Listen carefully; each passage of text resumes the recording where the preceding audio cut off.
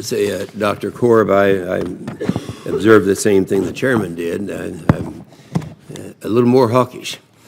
I was ready to talk and kind of pursue the statement in your written record that the BCA caps or sequestration have not constrained defense spending as much as many assume. If you go back and you look at the hearings that we've had before this committee in the last couple of years, without exception, every combatant commander, all the rest of them have come forth, have disagreed with that statement. Did I understand this right?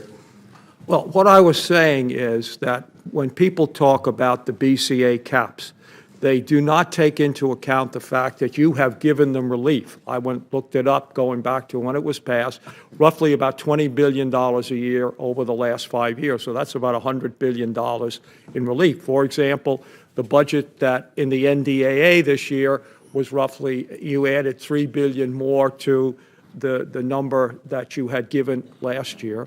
And the other is, and lots of people, including Senator McCain, have pointed this out, the OCO budget or the warfighting budget has been used to get around it.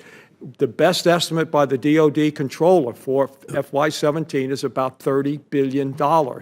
And so therefore, when you say the BCA cap was 500 or 50 or whatever it might be, by putting that OCO money, you really got more for the base budget. Okay, I understand that. And Dr. Korb, you talked about criticized the percentage of GDP. When you just look at the raw figures and you see that we are spending now 16% of our defense spending, on defense spending of our total budget, and as recently as 1964 is 52%.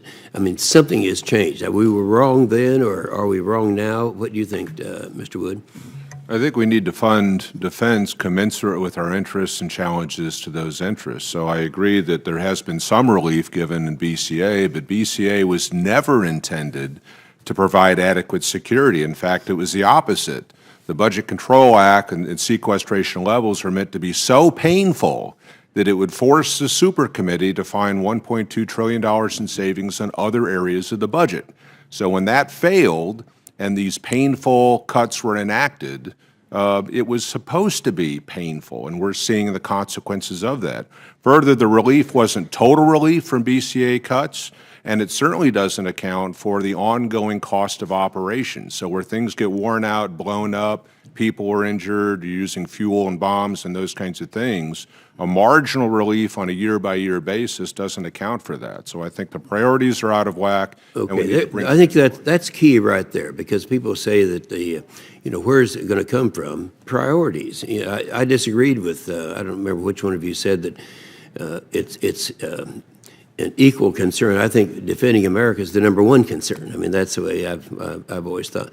In fact, the old measure that we should size the posture our fund and fund our military to fight and win 2 major wars in different regions of the world near simultaneously. Is that still a good idea? What do you think, Dr. Mannigan? I do, because we always want to have that margin of safety, and we also want to have that margin of deterrence. And I think, unfortunately, in the last quadrennial defense review, the previous administration walked away from that 2-war standard, and I think that needs to be reestablished. Yeah, I think so. And during the last administration, it was pretty well decided by the president, and a lot of the Democrats agreed with him, that if you address something in sequestration for the military, you have to do an equal amount for the non-defense spending. And to me, that tells me that that is not the priority. Now, how did you interpret that? I agree. I think it was appealing to various constituencies, and you're prioritizing spending in other areas, social spending, agricultural bills, those kinds of things, at the same level as defense of the country. And I agree with Dr. Mankin that defense of the country should be the priority. Yeah. Thank you, Mr. Chairman. Senator King.